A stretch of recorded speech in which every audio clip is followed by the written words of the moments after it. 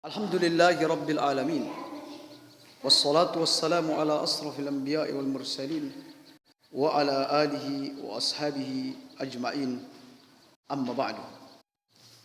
Kaum muslimin, sore ini kita akan mempelajari tentang bagaimana cara merawat jenazah, mulai di saat jenazah ada dalam kondisi sakaratul maut hingga kita menyolatinya. Kaum muslimin,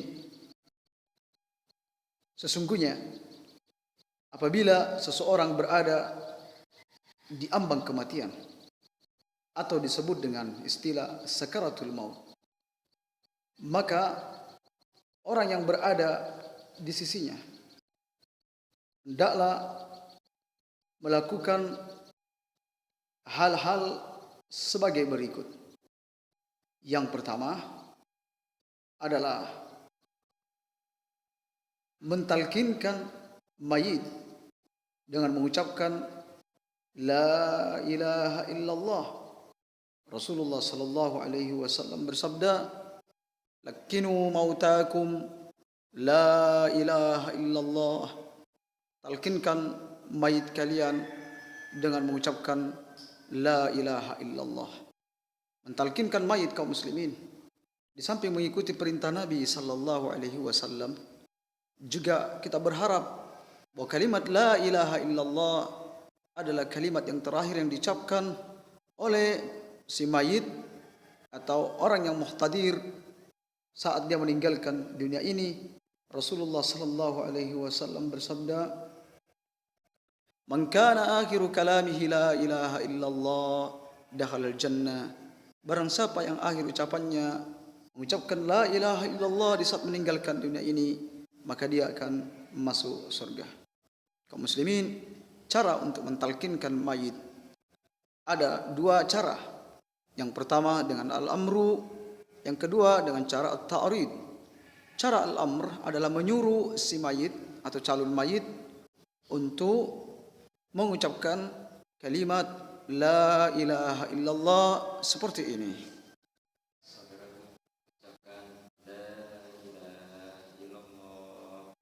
Boleh juga dengan cara ta'rid, hanya sekedar menuntun mengucapkan la ilaha illallah tanpa menyuruhnya dengan cara seperti ini. Apabila si mayit sudah mengikuti apa yang dituntunkan dan membaca la ilaha illallah, maka si pentalkin, orang yang mentalkinkan calon si mayit, tidak lagi mengulang-ulang kalimat la ilaha illallah, kecuali jika calon si mayit mengucapkan kalimat-kalimat selain dari kalimat la ilaha illallah. Semisal mengucapkan kalimat seperti ini atau mengucapkan kalimat seperti ini, maka hendaklah si pentalkin kembali mentalkinkan si mayit. Nah, kaum muslimin, kemudian dalam kondisi-kondisi seperti itu, maka hendaklah orang yang berada di sisinya untuk mendoakan kebaikan si mayit. Berdoa sebagaimana doa Nabi sallallahu alaihi wasallam kepada Abu Salamah di saat Abu Salamah meninggal dunia. Ketika itu Nabi sallallahu alaihi wasallam bersabda, "Idza hadartumul marida awil mayyit," apabila kalian menghadiri mayit atau orang yang sakit, ucapkanlah ucapan yang baik, karena sesungguhnya malaikat mengaminkan apa yang kalian doakan. Kaum muslimin, setelah pasti kematian si mayit, maka hendaklah kedua mata mayit ditutup dengan cara seperti ini atau dengan cara seperti ini.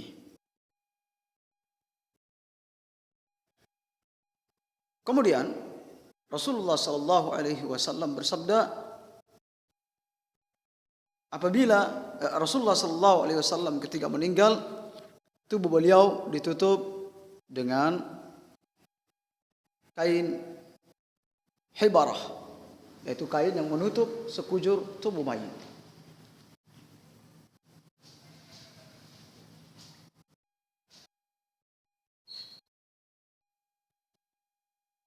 Kemudian sebagian ulama memberikan beberapa catatan-catatan penting untuk kemanfaatan si mayit berdasarkan sabda Nabi sallallahu alaihi wasallam, barang siapa di antara kalian yang mampu memberikan manfaat kepada saudaranya, maka hendaklah dia melakukan. Hal-hal bermanfaat tersebut adalah pertama, menutup rahang yang terbuka. Sebab jika mayit meninggal, maka kedua rahangnya terbuka. Maka di sini yang hidup menutup rahangnya dengan mengikat dari bagian bawah dan diikat ke bagian atas kepala. Ini tujuannya tidak lain adalah menghindari hewan-hewan atau serangga-serangga yang masuk ke mulut mayit atau tidak terlihat menakutkan bagi orang yang melihatnya. Kemudian hal yang bermanfaat berikutnya adalah melemaskan anggota-anggota atau persendian-persendian mayit dengan menyatukan lengan bawah ke lengan atas. Begitu juga dengan pergelangan tangannya.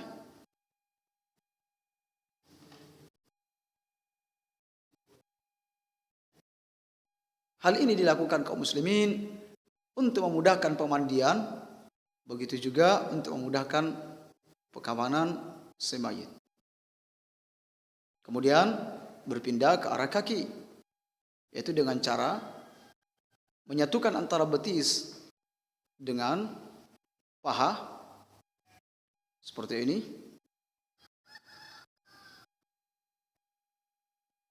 Kemudian berpindah ke kaki kiri seperti ini. Setelah itu kaum muslimin, adalah hal yang bermanfaat berikutnya untuk mayit adalah menanggalkan pakaiannya. Ini tujuannya tidak lain untuk menghindari dari suhu yang panas hingga dapat menyebabkan kerusakan tubuh si mayit. Dibuka secara perlahan dengan cara seperti ini.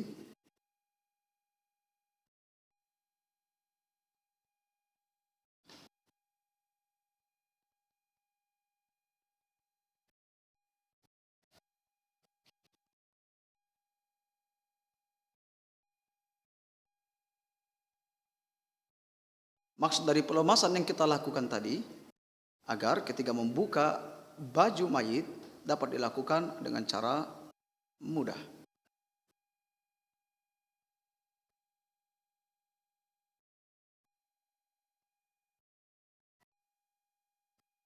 Kemudian mengangkat sedikit bagian dari tubuhnya dan menanggalkan pakaian yang berada di bawahnya.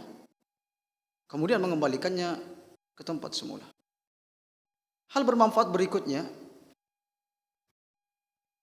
adalah melepaskan bagian bawah, yaitu melepaskan celananya. Jika celana menggunakan kancing, dicopot terlebih dahulu, kemudian dilepaskan dari bawah.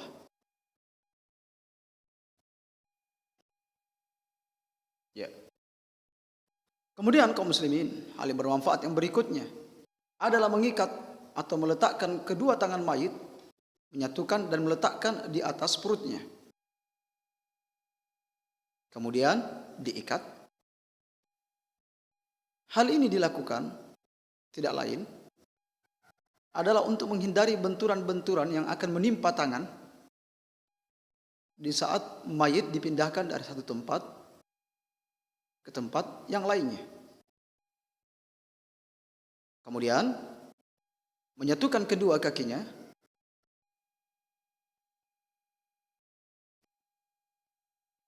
dan mengikatnya, dan ini tidak memiliki maksud lain kecuali agar kotoran yang ada di duburnya tidak keluar dan tidak berceceran di saat mengangkatnya.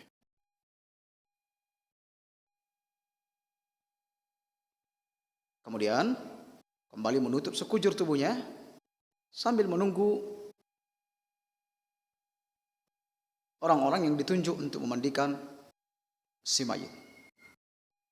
Demikian kaum muslimin cara menangani jenazah di saat telah hadir kematiannya. Kemudian kita masuk ke ruang mayit. Hendaklah tempat memandikan mayit, berada di tempat yang tertutup, yang jauh dari jangkauan orang-orang, tidak terlihat oleh para wanita, anak-anak kecil, dan orang yang tidak memiliki keperluan dalam hal tersebut. Kemudian, hendaklah ruang tempat memandikan mayit dalam kondisi tidak memiliki gambar, karena Rasulullah SAW bersabda, sesungguhnya malaikat tidak akan masuk ke dalam rumah yang di dalamnya ada anjing dan gambar. Kemudian hendaklah orang yang memandikan adalah orang yang benar-benar memiliki keahlian dalam memandikan. Sebelum memandikan mayit kaum muslimin, maka hendaklah alat-alat memandikan dipersiapkan terlebih dahulu. Dan alat-alat tersebut adalah sebagai berikut. Pertama, kita menyiapkan ember atau timba, kemudian menyiapkan gayung. Ember yang dipersiapkan ada 1, 2, dan 3. Kemudian hal lain yang perlu dipersiapkan adalah bidara. Ini bidara yang telah dihaluskan. Kemudian jika tidak ada bidara, kita bisa menyiapkan sabun cair. Kemudian berpindah kepada sabun batang jika tidak ada sabun cair. Jangan lupa menyiapkan benda yang satu ini adalah sampo. Kemudian kita juga menyiapkan kapur barus, ini kapur barus, dan yang sudah ditumbuk halus seperti ini. Kita juga menyiapkan sarung tangan. Jika tidak ada, kita bisa menyiapkan beberapa carik kain.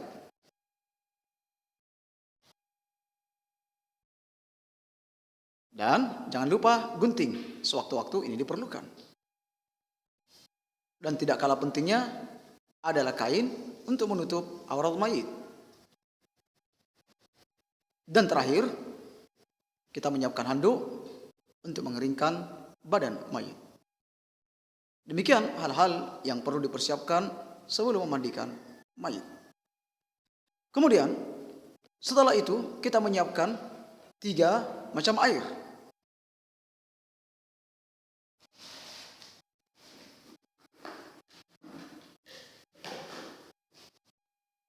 Air pertama adalah air netral yang tidak tercampuri dengan apapun. Tujuan untuk istinja dan untuk mewudukan mayit.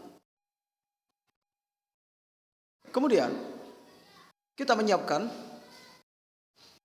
1 ember air berikut dengan bidara. Kemudian kita memasukkan bidara ke dalam air. Kemudian kita mengaduk-aduknya hingga terlihat busanya. Seperti ini busanya. Baik, ini yang digunakan untuk kepala. Kemudian kita mencampurkan air dengan kapur barus dengan cara seperti ini.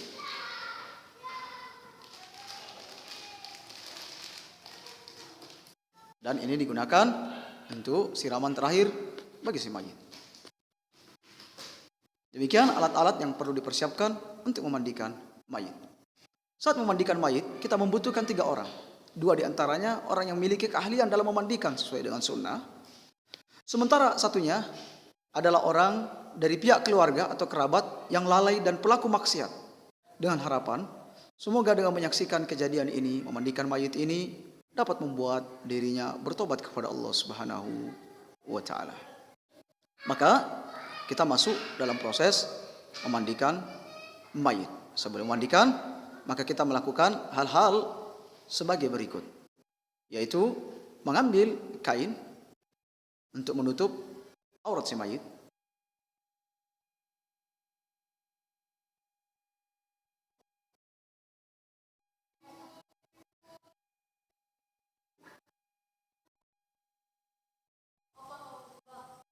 Lalu melepaskan seluruh kain yang ada di badan mayit dan membiarkan kain penutup tetap berada di atas dan menjaga supaya aurat mayit tidak terlihat.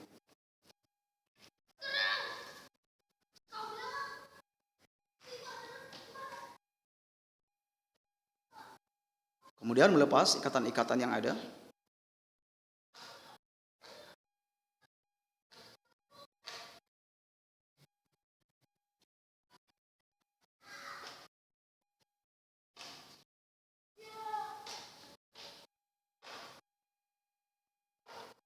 Jika pakaian mayit belum ditanggalkan sebelumnya, maka kita menanggalkan pakaian mayit. Jika tidak bisa dibuka secara normal karena kekakuan tubuh si mayit, maka kita bisa menggunakan alat ini, yaitu gunting. Lalu kemudian menggunting lengan bagian mana saja. Kemudian di samping, lengan di bagian kiri, dan rusuk bagian kiri. Lalu menanggalkan pakaian tersebut. Begitu juga menanggalkan celana yang dimilikinya.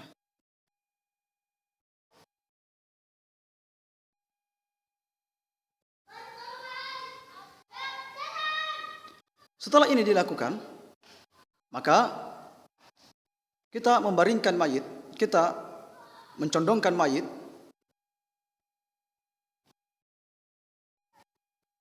laksana duduk, namun tidak persis seperti duduk. Kemudian diurut secara perlahan, agar tidak menyakiti mayit. Kemudian dikembalikan ke semula. Kemudian bagi orang yang hendak mengistinjakannya, maka hendaklah menggunakan sapu tangan seperti ini jika mudah didapatkan. Jika tidak mudah didapatkan, Anda bisa menggunakan secari kain seperti ini dengan membebatkannya di tangan kiri. Karena Rasulullah SAW melarang kita beristinja dengan tangan kanan, tetapi beristinja dengan tangan kiri. Kemudian istinja pun dilakukan. Dimulai dengan membasuh bagian kubulnya, kemudian berpindah ke bagian duburnya untuk memudahkan, maka tubuh mayit dicondongkan ke salah satu sisinya.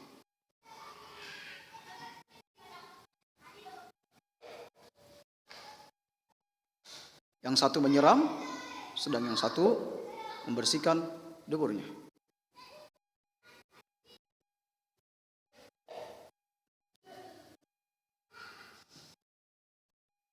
Jika masih terlihat kotoran di bagian cari kain tersebut, maka diganti dengan cari berikutnya.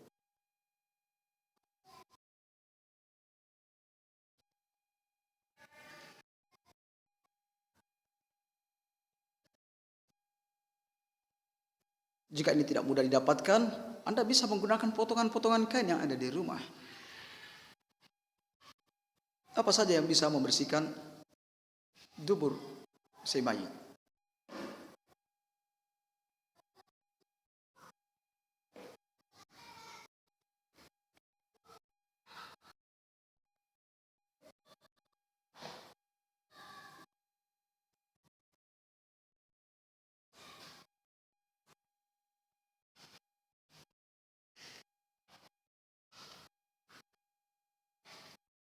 Kaum muslimin, saat membersihkan dubur mayit tetap aurat tidak terlihat. Kita tidak menyentuhkan tangan langsung, tapi menggunakan secari kain. Mengingat Rasulullah SAW bersabda, "La tanzurur rajulu ila auratir rajul, wa la tanzurul mar'a ila auratil mar'ah." Jika menyentuh aurat tidak diperbolehkan, jika memperlihatkan aurat, melihat aurat tidak diperbolehkan, maka tentu menyentuh lebih utama tidak diperbolehkan. Setelah itu, kaum muslimin, kita memulai mencuci anggota-anggota wudhu si mayit dengan membaca basmalah terlebih dahulu.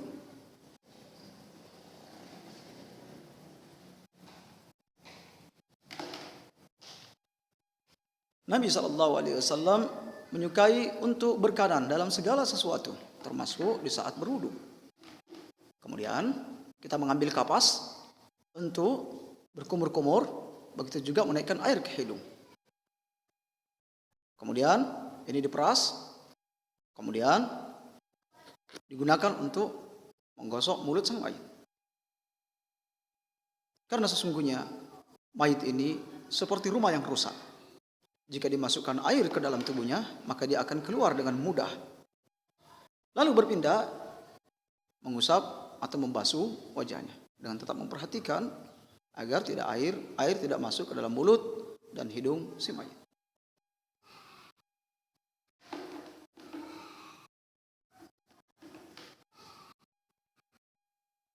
Berpindah ke tangan, lalu ke lengan. Begitu juga ke lengan kiri. Semua dilakukan dengan cara sedemikian lembut. Karena Rasulullah SAW bersabda, memecahkan tulang mayit dikala matinya sama memecahkan tulang dikala hidupnya. Kemudian mengusap kepalanya dengan cara mengusap yang benar, yaitu diusap dari depan ke arah belakang, lalu memasukkan kedua jari telunjuk ke lubang telinga.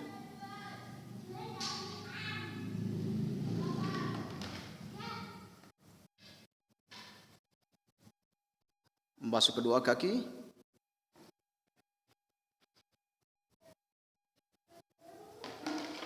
baik yang kanan ataupun yang kiri. Dengan demikian berakhir cara mewudukan mayit. Kemudian kita mempersiapkan air yang bercampur dengan air bidara. Seperti yang kita sebutkan tadi, bahwa busa bidara kita gunakan untuk membasuh kepalanya. Namun karena ini sulit untuk ditemukan, maka kita beralih menggunakan sampo. Kemudian sampo digunakan untuk membasuh kepala. Sebagaimana sunnah Nabi SAW adalah Nabi menuangkan 3 tuangan di atas kepalanya di saat mandi junub.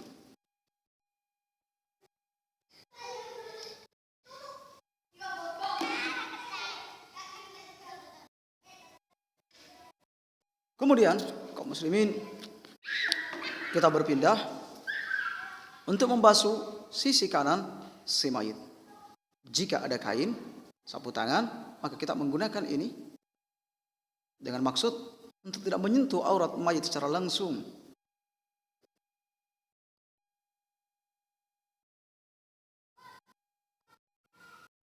Jikapun tidak ada, maka kita bisa menggunakan apa saja untuk itu.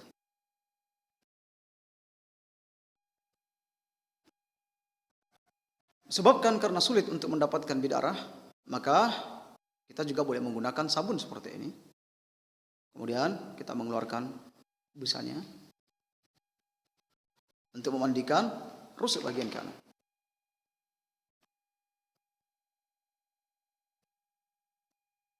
Kita memandikan mayit sebaik mungkin, sehalus mungkin. Dan kaum muslimin, memandikan mayit memiliki keutamaan yang besar dalam Islam.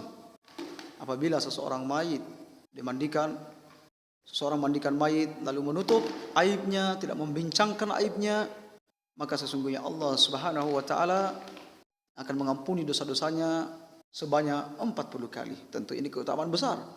Sementara Rasulullah SAW bersabda, aksiru zikra hadhimil lazzat, banyak-banyaklah mengingat kematian, dan termasuk di antara bentuk mengingat kematian adalah melakukan amal-amal soleh yang bisa meninggikan derajat kita dan menghapus kesalahan-kesalahan kita. Setelah memandikan rusuk yang kanan, maka kita berpindah memandikan rusuk bagian belakang yang kanan. Juga tetap menggunakan sabun. Sementara yang satu menyiram Jika seandainya ada selang, maka tentu selang lebih mudah untuk digunakan.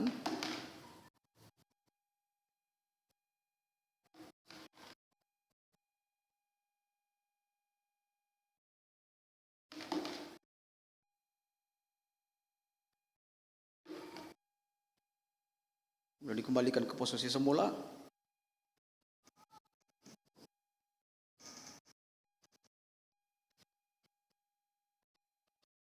Lalu membasuh bagian sisi leher yang kiri.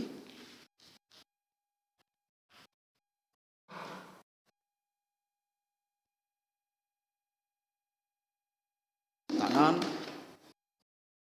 ketiak, dan semua sisi-sisi mayit.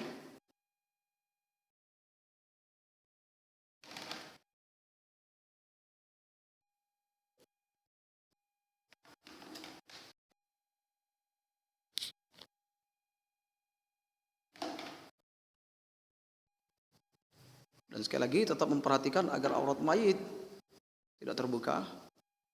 Dilakukan dengan penuh kehati-hatian. Setelah membasuh bagian sisi kiri, maka boleh juga lalu berpindah membasuh bagian belakang. Sebenarnya kaum muslimin, kita juga boleh menggunakan cara adalah membasuh bagian yang kanan, bagian depan, kemudian bagian kiri yang depan, lalu kemudian berpindah bagian kanan belakang, dan berpindah bagian kanan, bagian belakang, bagian kiri. Maka urusannya longgar dalam perkara hal ini.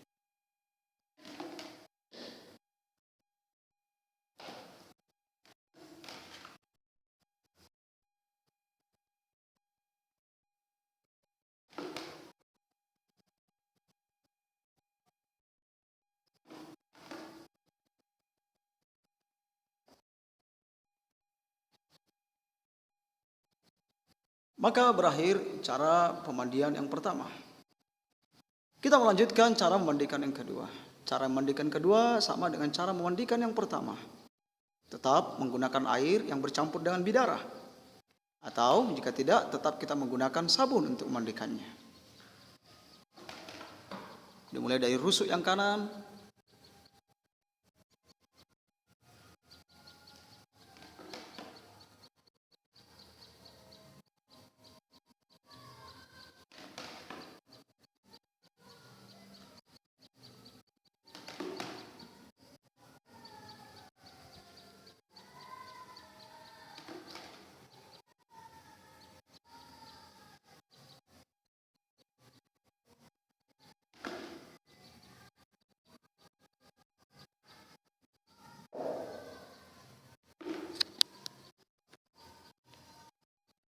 serupa benar dengan cara yang pertama. Kembali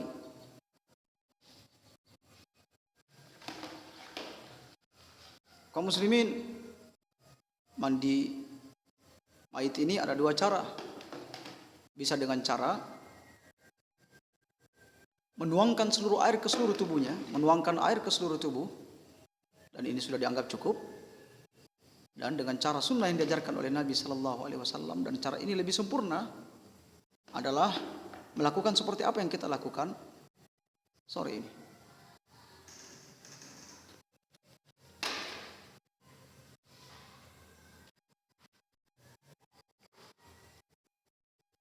Kemudian membasuh rusuk yang kiri.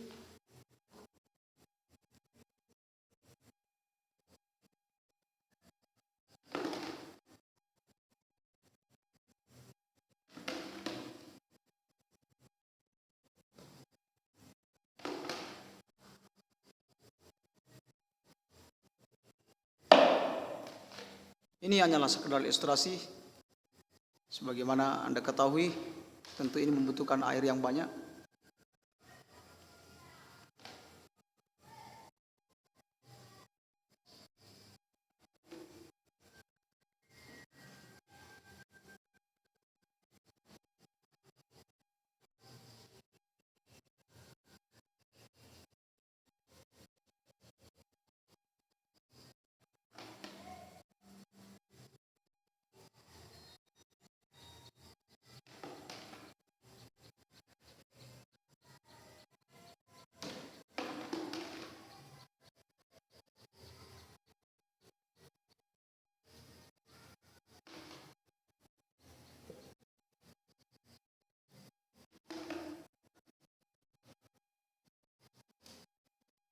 Maka selesai cara memandikan yang kedua. Kemudian jika ini sudah cukup, maka kita memandikan yang ketiga dengan menggunakan air yang bercampur dengan kapur barus. Seperti ini. Kemudian kembali dengan mengusap bagian kepalanya dengan kapur barus. Bagian kepala. Ya. Kemudian seluruh tubuhnya, mulai dari bagian kanan,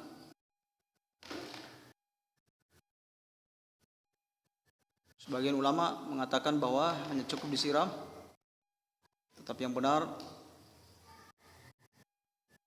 dimandikan sama atau serupa dengan cara mandi yang pertama.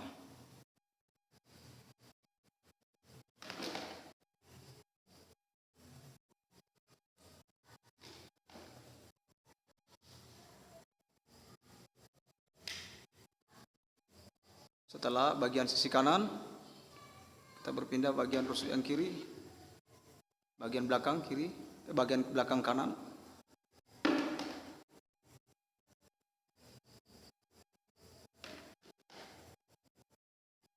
Bagian kaki,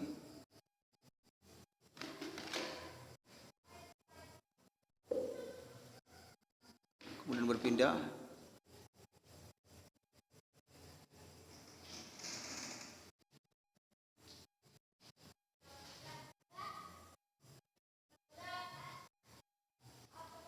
kembali bagian kanan, bagian kirinya,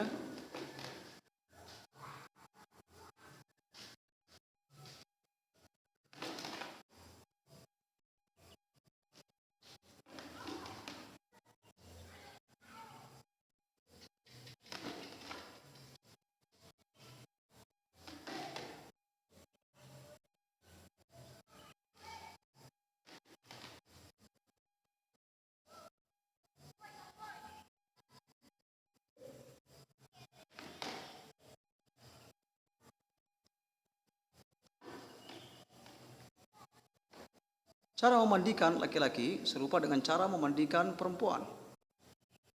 Hanya saja, di saat memandikan perempuan, ketika rambutnya terjalin atau terkepang, maka hendaklah jalinan-jalinan tersebut dilepas terlebih dahulu. Sebagaimana perintah Nabi SAW kepada Ummu Atiyah untuk melepaskan jalinan-jalinan rambut milik putri beliau yang bernama Zainab ketika meninggal dunia.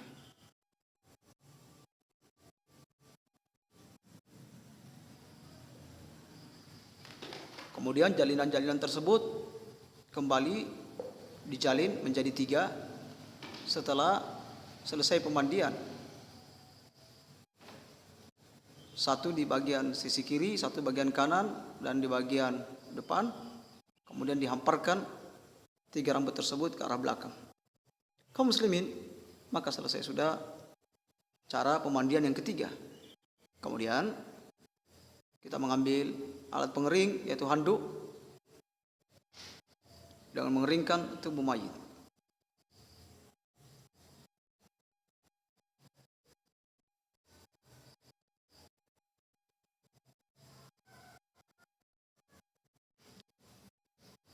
Seluruh bagian tubuhnya dibersihkan.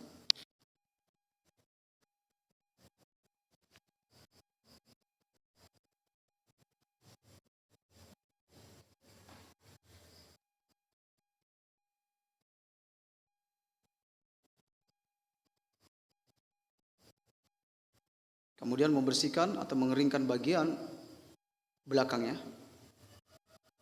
Ini semua dilakukan agar kain kafan yang akan diletakkan insya Allah di tempat ini juga tidak terkena basah. Kemudian perlu juga diperhatikan untuk membersihkan tempat pemandiannya, ya, dikeringkan, karena sekali lagi kita akan meletakkan atau mengkafani mayat di tempat ini. Ini dilakukan atau tujuan ini dilakukan agar mayat tidak berpindah tempat sehingga bisa menyebabkan keluar kotorannya saat diangkat, tetapi cukup pengkafanan dilakukan di tempat di mana dia dimandikan.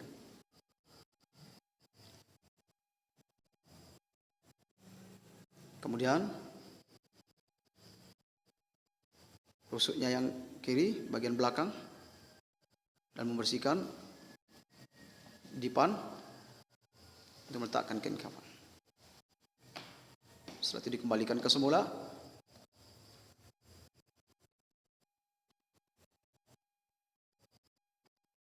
Lalu menggantikan kain yang basah penutup aurat tadi dengan yang kering. Dan menanggalkan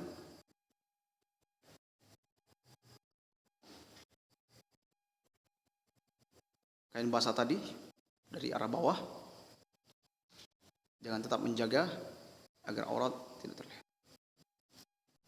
Nah, demikian kaum muslimin cara memandikan mayit, dan akan disusul dengan cara untuk mengkafani mayit. Jika ada pertanyaan, kami persilakan untuk bertanya.